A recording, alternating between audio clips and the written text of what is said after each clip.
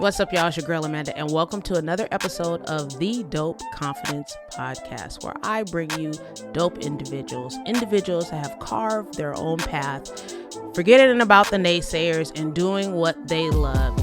And I'm excited to bring you people that have inspired my life, people that I've watched shine, and I'm super excited, equally doubly excited, even if that's not even a word, to bring my girl Brandy Stevens, DJ bselecta, better known as, and I met her at a ribbon cutting event, which is crazy, right? And I saw her and I was like, man, I gotta connect with you. What's your number? I need to know you. We need to be friends. And so I'm excited to have her here today to share her story about how she became a DJ and how she's curating vibes all across the United States and even in other countries.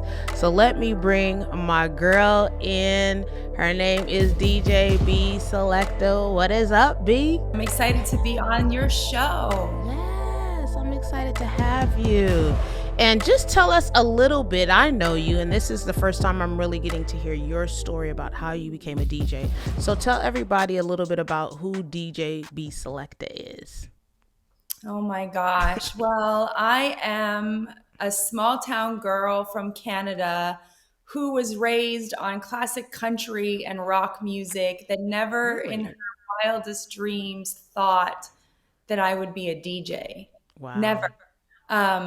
Music, though, has always been a part of my story. I can't really remember a day of my life where music wasn't a part of my story. It's just something I've always loved. Ever since I was a little girl, like I just loved it. I loved anything to do with music. I loved watching music videos on TV.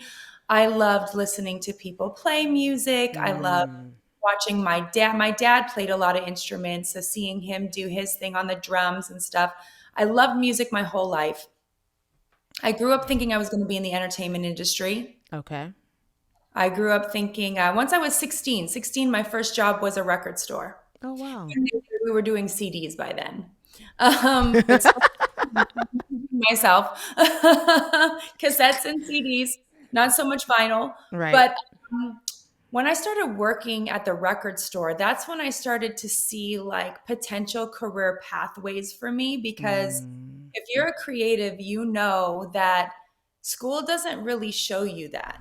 You know, they don't, oh, you love music? Well, here's a bunch of things you can do with your life that is lucrative and sustainable.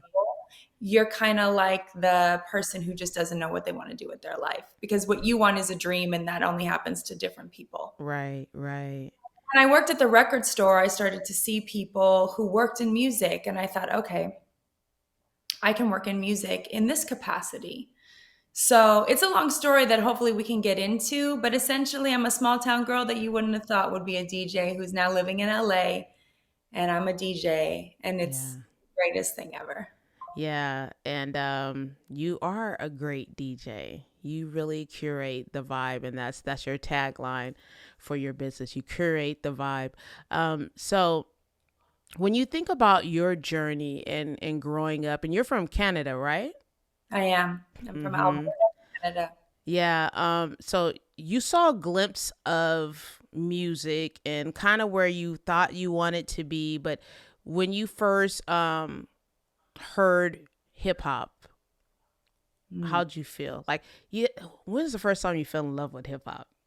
I've always wanted to ask you that question. No, I've thought about that for a long time. And honestly, I actually think it's fair to say that I fell in love with hip hop when I was 10 years old and I got MC Hammer's first album on cassette. Really? Too legit to quit, girl. I was on a road trip with my grandparents, and my friend got to come.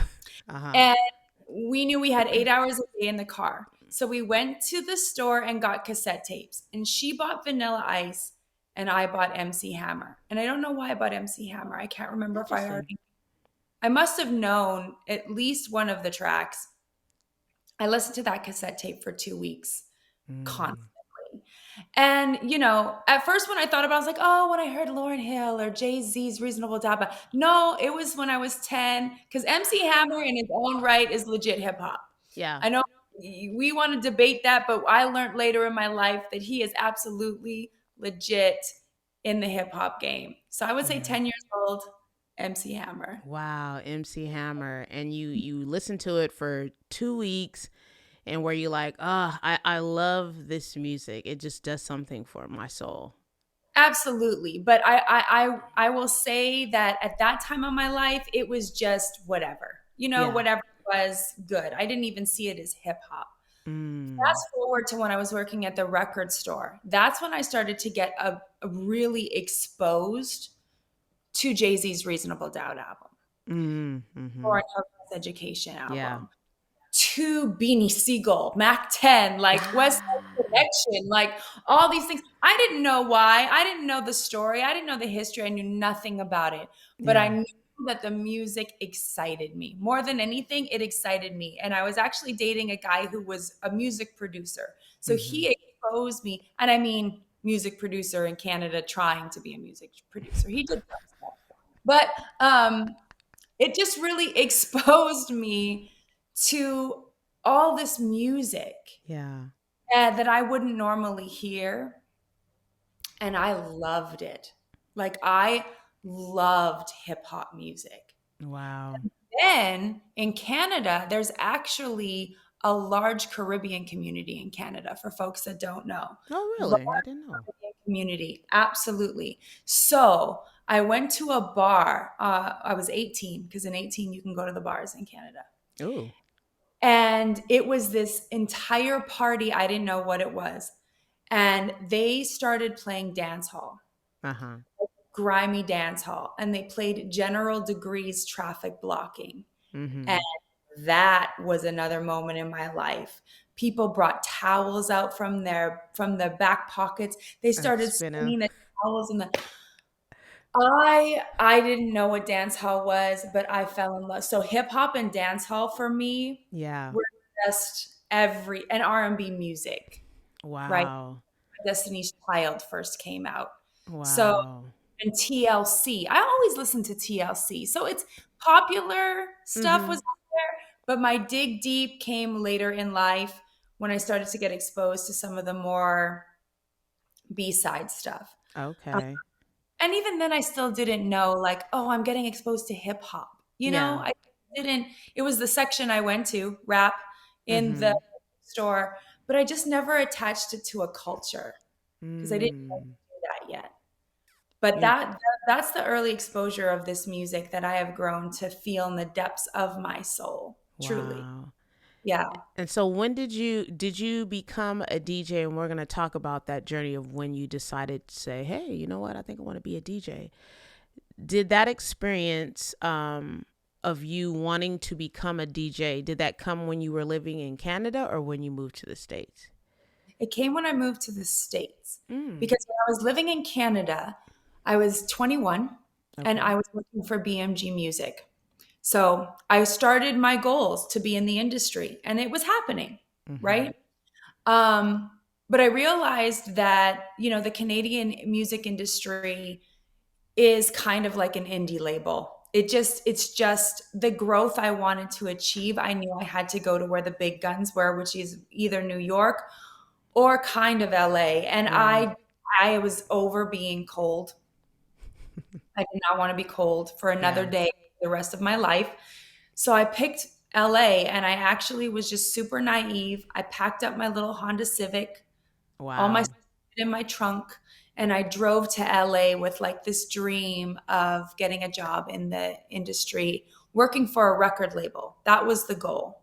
Wow. And so you just packed up your stuff and said you didn't know anyone in the States and you just came to the States to be a part of the industry. Just get a So job. yeah, I knew somebody, a friend of mine knew somebody. So she Okay. drove with me. So it wasn't like totally blind. I think I would have been maybe a little nervous to do that, but Mm-hmm. we could stay and met people while we were there. And I actually ended up getting exposed to the industry in LA. It's amazing how things work out. Wow. Have a dream, if you're open to it, things just come. And I was able to sit in the rooms of the people doing the jobs that I dreamed of doing. My goal was to be an A&R rep for a major label because I felt like I had a good ear for music, and that was the job that made sense to me, right?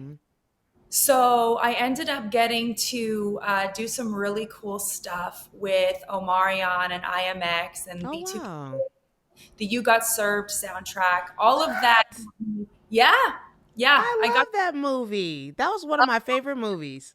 It's a great. It's so funny. The You Got Served soundtrack has such an important part in my life for the most random reasons. But it was my first movie premiere I ever did.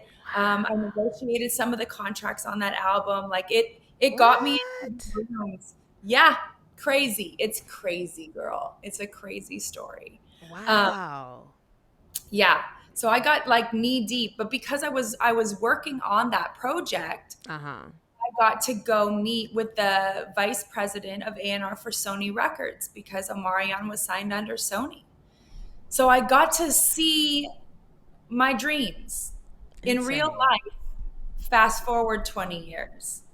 And girl, I walked out of that office and I walked out of that building devastated, Really? really. Because I realized that day that what I've been working for since I was 16 was not the business I wanted to be in. Wow. In one day, everything was killed for me. I knew it. And was it because of what you had seen? I mean, because being in the industry, you see a lot of things where maybe you might get a bad taste in your mouth, and you're like, oh, I don't think this is for me.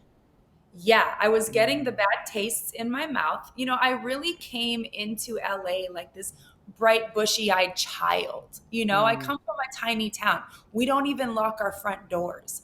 So I'm here like, just everybody's what they say they are, and it's all Right. good. And I kept getting sucker punched just one after Ooh. the next, just like, oh, holy cow, this is hard. This is maybe even toxic. And then when I got to sit in his office and see what his life looked like, Mm-hmm.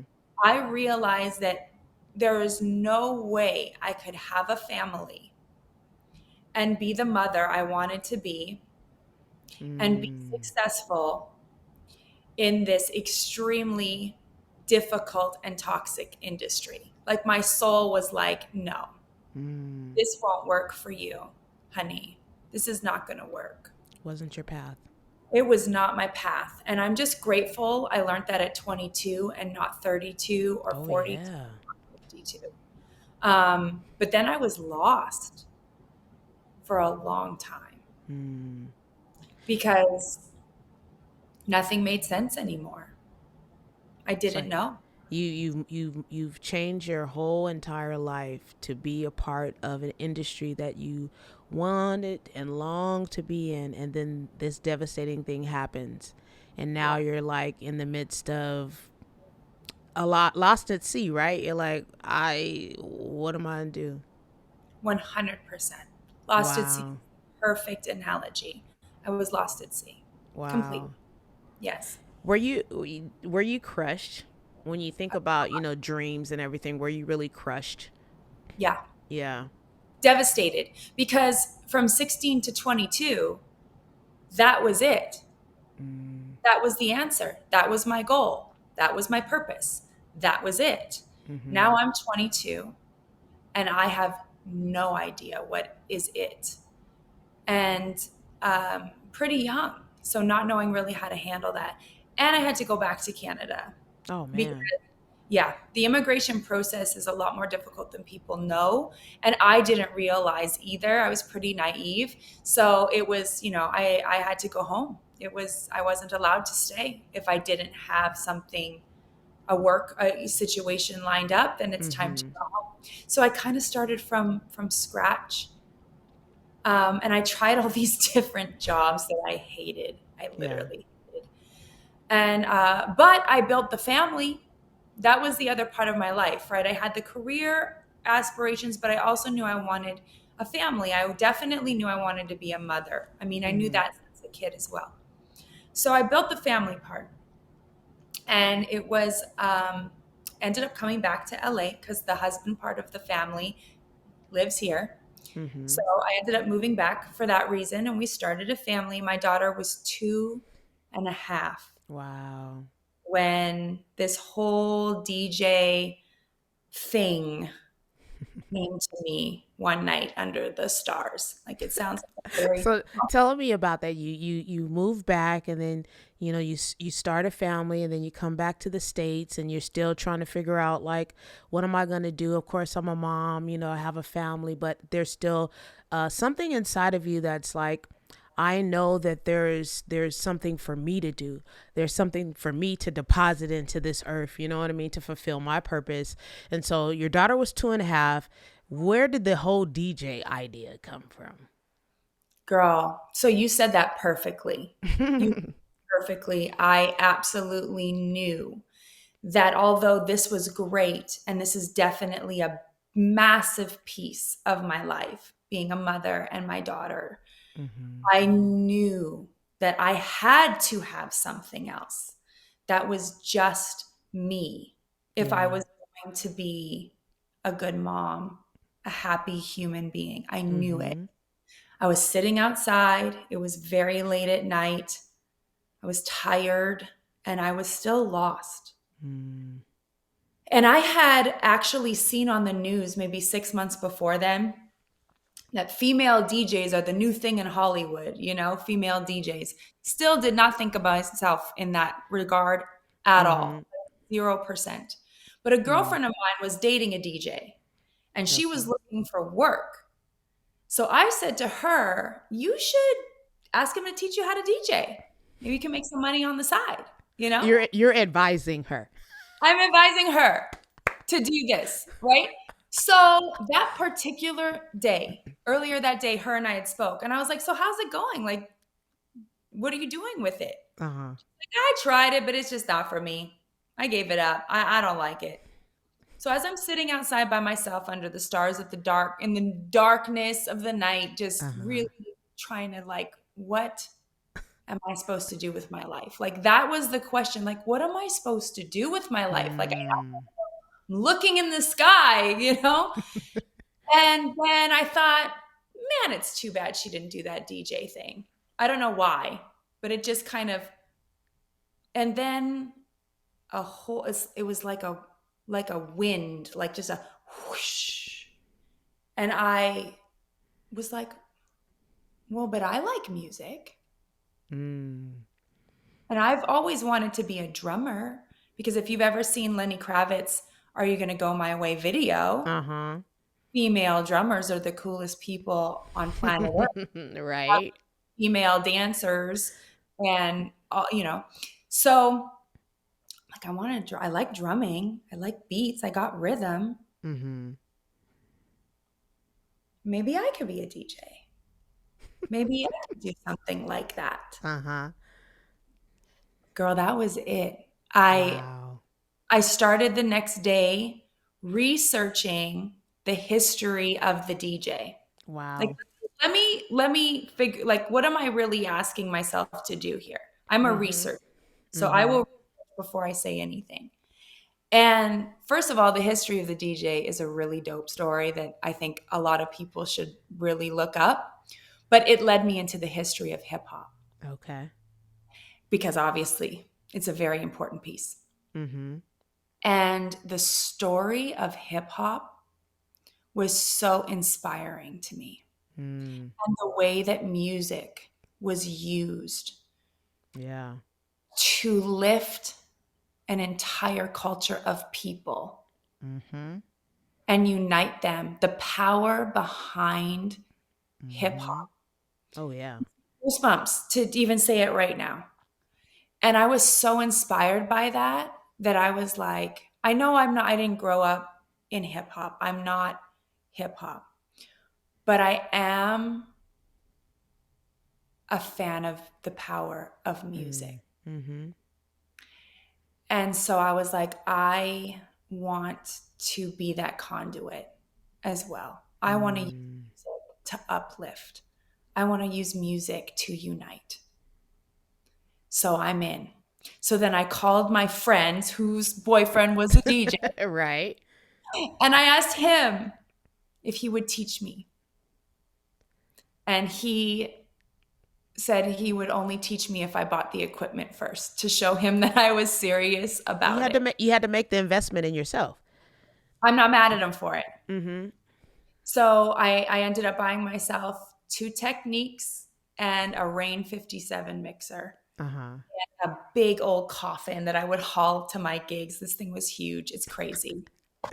And he came over on my birthday and we sat in my garage and he showed me how to mix one record into another record. Wow. And I mean, I could have flown. I felt like I could fly. Like I Wow. loved it. And we were in the garage for 8 Are you hours. serious? I just couldn't get enough. And I wanted to learn the craft so badly. Like I wanted to represent hip hop because I wanted to play hip hop and R&B music and dance hall music. That's the Mm-hmm. music, soul music. That's the music that I resonated with. And I knew if I came out the gates looking the way I did, I'm sorry to generalize, but let's just be honest. Looking the way I did, Right. spinning hip hop records, if I didn't come out the gate with skills Mm. and knowledge of the foundation of such an important piece of hip hop culture, I was going to be dead on arrival. Like I I mean, need that's no true. It's fair. Yeah. It definitely is fair. And I mean, what did it take for you? You spent 8 hours with this guy, you bought the equipment and you invested in yourself. What did it take? What was going through your mind? Like, okay, like you said, look at you. You're stepping into this world of hip hop. You're a fairly new DJ, just barely learning the skills. What confidence did it take for you and self belief for you to even put yourself out there as a DJ and not even worry about what people would say? Oh my gosh. It takes a lot of confidence, and I was more naive. I'm a dreamer. Mm, I think that that's my gift and sometimes my curse because I am a dreamer and I see all the things that can happen. And I don't really see all the negative things that can happen. And yeah. that kind of naivety, if that's the Yeah, right I way think to say so. Yeah. it. I just didn't even have the what if they didn't. And Wow. I was just like, this is it. I just loved it so much that I was just on the go. I was just like, I spent a year in my garage practicing though. I Before did you had your first gig, you spent a year in the garage? I spent a year in the garage Wow. before I had my first gig. And keep in Why? mind, I'm a little girl. Yeah. So, Yeah. I was practicing late at night. But I really felt like it was important that I came out strong. I wanted to show people that I knew what I was doing and I have Mm, reverence for the culture. yeah. So that took time. It Wow. takes time. But I will say this, naivety can only get you so far because then the world comes, Mm-hmm. right? And that not caring about whether they thought I was good or not, I still don't have that. Like I still, That's awesome. Shoot. yeah, but I fight it. I fight it because it can cripple you, and Mm-hmm. I use a life coach now to help me learn how to take that and just shift it around to just make me want to work harder Right. and see things for what they really are because we can be our worst critics. Of course. Of course. But for someone just coming out the gate, I will say you really have to just believe in what you know you love and not think about anything else. There was no no's in my head. Mm, All I saw, all I vision, and I didn't even know I was manifesting at yeah. that. I was too young to even understand what that meant, but I know now Yeah. because the proof is in the pudding, y'all. And I was absolutely manifesting because I would visualize my dreams. Like, oh man, what would it be like to travel for Yeah. music?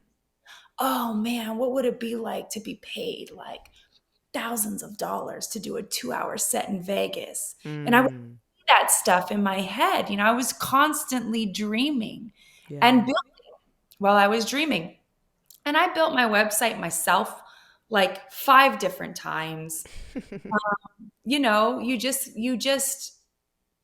just gotta do it and put Yeah. yourself out there. And um, as gigs kept going on, the confidence started to build for sure. Yeah. I'm sure. It requires a lot of confidence or just being completely oblivious to the Yeah. negative. So when you got your first gig, tell me how that happened. Always the first is important because that's like the catalyst for the future for you. What was that Yeah. first gig like? So I want to say I had 2 first gigs. Okay.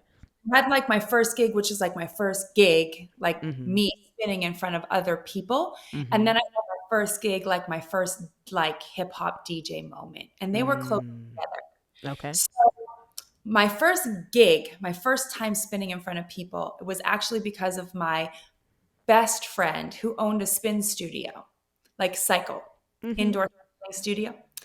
And so she's always been one to push me outside of my comfort zone. And I love her for that. I need her for that. Mm-hmm. Everybody needs a friend that will do that. And so she was like, it's time. It's time for you. You've been practicing. You're ready. You need to DJ for my spin class. It'll help me out. It'll make this class cool. Mm-hmm. To just do it. It's low, it's low expectation. You got to just do it. I'm putting you on the schedule.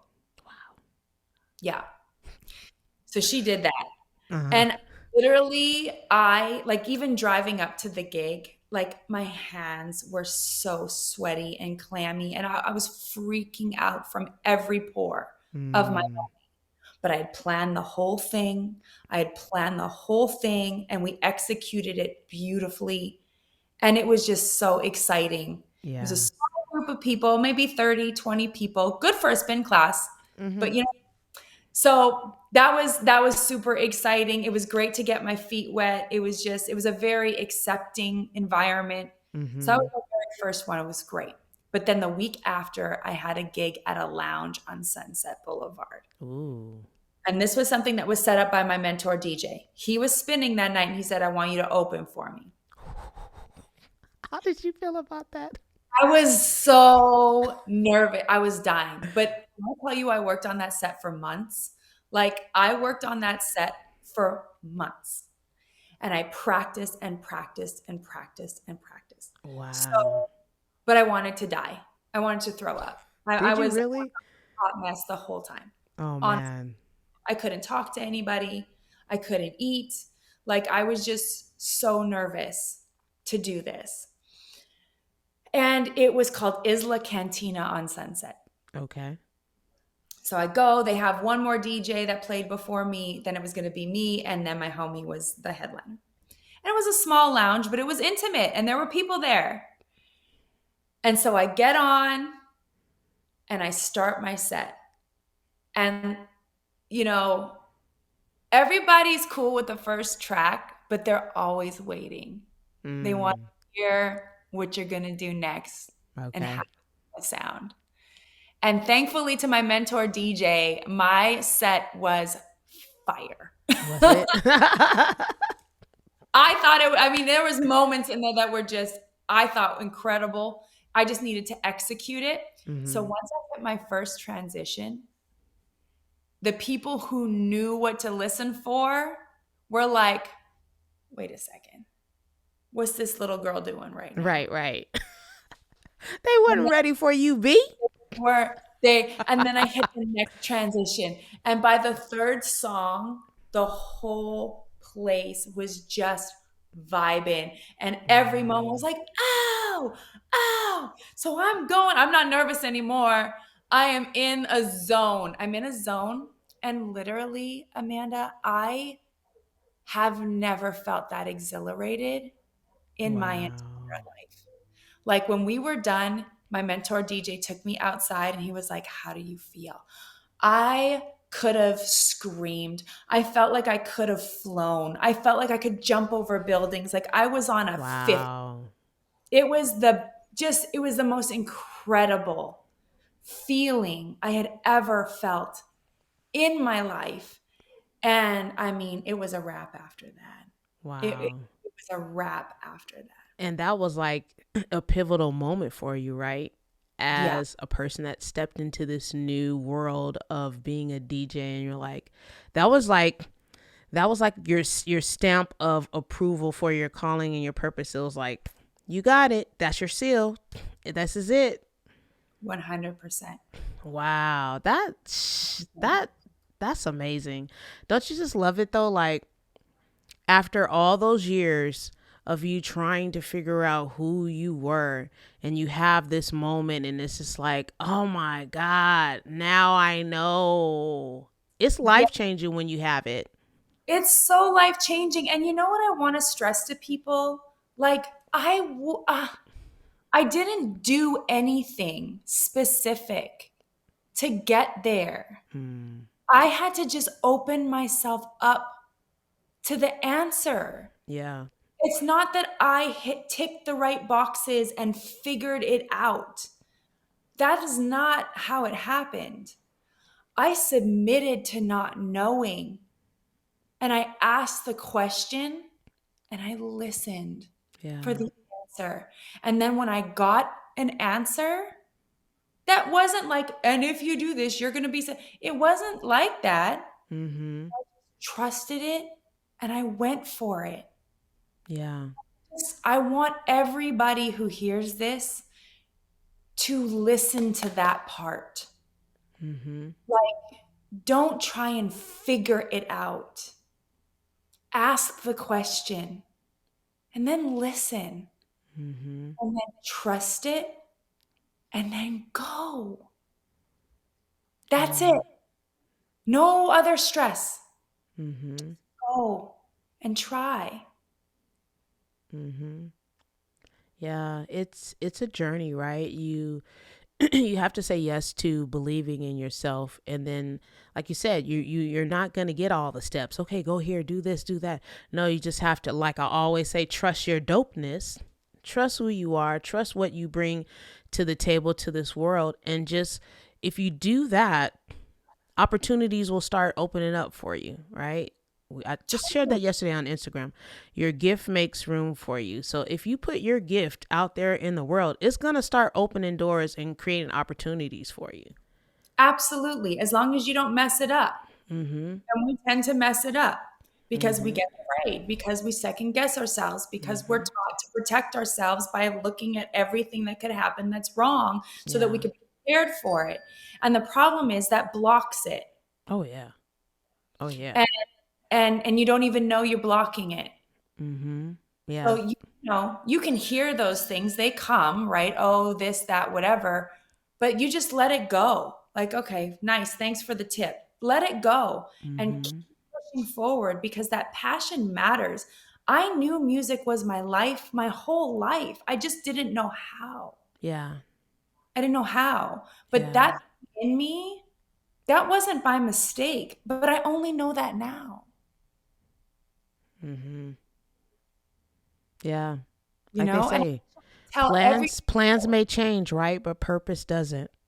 yeah. Which and it's a beautiful thing, by the way, because you mentioned the journey. The journey is it. Mm-hmm. The journey is it. You know, my Yeah. DJ, I've been DJing now for 10 years. And the things that I have been able to see and do and experience and continue to see and do and experience is nothing short of a miracle in my life to me. Mm-hmm. But it's not the end. You know, like just 2 years ago, I started something else that was an expansion from the DJing because I knew it had to have purpose. So the story continues to unfold. There's never an end point. And if you submit to that part too, and you go with that journey, and you realize that the journey is enough on its own, you've won Yeah. because you're not waiting for it to happen before you know that you have arrived. You've arrived. Mm-hmm. You're here today. Yeah. I think we have to get comfortable with our gift or our calling evolving. Um, Oftentimes, we think it's just this one thing. But no, like you talked about, like a tree with branches, no, it's meant to grow and spread in different areas to impact other people. So we just can't just put ourselves in this box of, oh, you're just a DJ. No, you're a business owner. You're this. There's so many different things. And I think about myself too. A lot of times people want to get on, other people for being multi-passionate and doing multiple things. Well, guess what? I'm using every bit of talent and gift that I have while I'm here on this earth so that I could be fulfilled, because that's my number one thing, is to fulfill my calling and my purpose and to be fulfilled as an individual. This makes me feel good, so I'm going to do it. And that's a Yes, choice we got to make, right? it is. But we've been taught not that that's not responsible. Mm-hmm. Mm-hmm. And I get that. I get that there's like that there's a part there for that. Mm-hmm. But the other part is so much more powerful. We have to start Yeah. empowering people to follow that passion that's within them, that purpose that's within them. Because you're right. If you stay on that track, you're going to find how that serves others. Mm-hmm. And then you've really hit the jackpot. Yeah. Let's Yeah. talk about resilience. Can you share a challenging moment, if you feel comfortable, that required you to have resilience, and how did you overcome it and continue on your path in DJing? I mean, I've had a few gigs, not many, thankfully, but I've had a few gigs that didn't go well for Mm. multiple reasons, but you always want to blame yourself um, and you want to quit. Mm. Also, I had an event that made me so nervous that I said to my mom, I'm quitting after this. I'm not Wow. going to do this anymore. This is too much pressure. And I don't like this feeling, this pressure feeling. And thankfully, the gig went well, or I probably would have quit after that but it went well. So it reinvigorated me. But honestly, I, I looked for help in learning how to control my internal narrative, Mm. because you can't give up, but you're going to feel like you want to. Mm-hmm. And a lot of that has to do with the stories you're telling yourself about what just happened or why. And so instead of giving up and changing that part, I reached out to a life coach who taught me how to change the narrative. Mm. Yeah. And that gave me the resilience to keep going, because it's not always going to go well. There's going to be bumps. Mm-hmm. And that's just a part of it. Those bumps, if you look at them the right way, though, are actually invitations to grow. Mm. I love that. Yeah, thank you. I got it from her. I love that. Invitations to grow. They're Mm-hmm. invitations to grow, but we look at them as affirmations that we're not doing what we're supposed to. Mm-hmm. And that's not what they are. They're Yes. for you. They're always for you. Mm-hmm. Everything's for you, Yeah. you know? And if you can really own that and sit in that and trust that you deserve that narrative, that everything is for you, when these things start happening in your life that beat you down or make you want to quit, you can say, nope, this is for me. I'm supposed to learn something here instead. Mm-hmm. Figure out what that is. And maybe it is a pivot, but Yeah. it's not quitting. It's not quitting. Definitely. Wow. I love that. Wow. So, what advice would you give to someone that is navigating their path of reinvention or self discovery, especially when you're maybe middle aged or you're maybe from another country and you don't know what your path is? How can you help someone to navigate that path? Meditate, get quiet. Mm. Any narrative you are given in your mind that says anything negative about yourself, get you a life coach or listen to a podcast and learn how Mhm. to quiet the noise, Yeah. because that's all it is. Quiet the noise. It does not matter where you live, how old you are, what you look like. None of that matters. Your passion and your purpose were put inside of your soul for a reason. It is Mhm. your gift to this world, and it matters, and you matter. So stop trying to figure it out. Stop trying to tell yourself you're not worthy, and Mm. spend 20 minutes a day quiet and just ask, how am I supposed to do this? What am I supposed to do?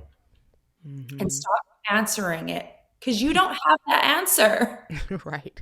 Yeah. You don't have the answer. You know that. But Yeah. just sit with yourself for a while. See what happens. Mhm. See what comes up for you. And then don't have or have the courage to move on it and just try. What's Yeah. the worst that can happen? Right. Yeah. Nothing. Nothing bad will happen. Exactly. Ever. It'll never, ever be bad. The only thing that's bad is Yeah. not trying and feeling lost and um, not in alignment with your true self for the rest of your life. Mhm. That's the worst case scenario. Yeah, that is the worst case scenario. I think oftentimes, fear will jump in the way, right? When we see something that we want to do or we feel we're called to it, fear will jump in the way. Self doubt, the stories that we tell ourselves, the stories that other people have told us, even from our past, and that it becomes a stumbling block or a roadblock for us to move forward.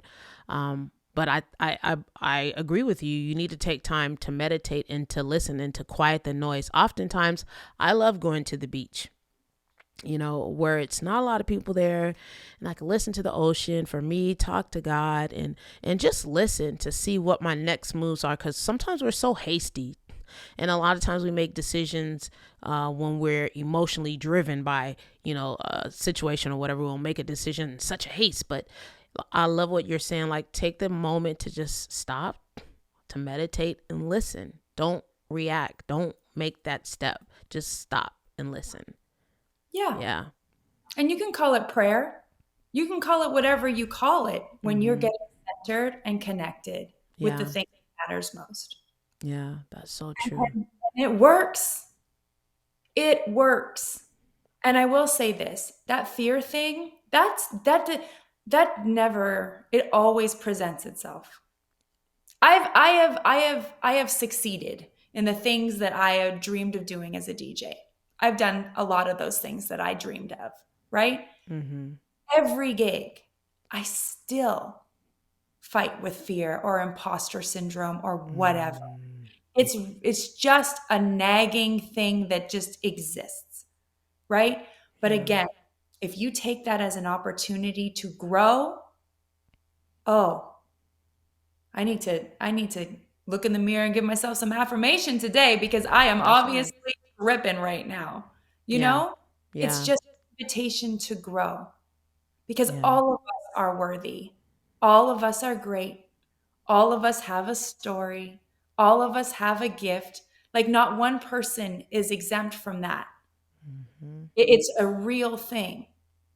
So, yeah, Yeah. it's it needs to go. That needs to just be a fleeting, nagging Out of fly that here. you learn how to just push away. Get out of here. Huh.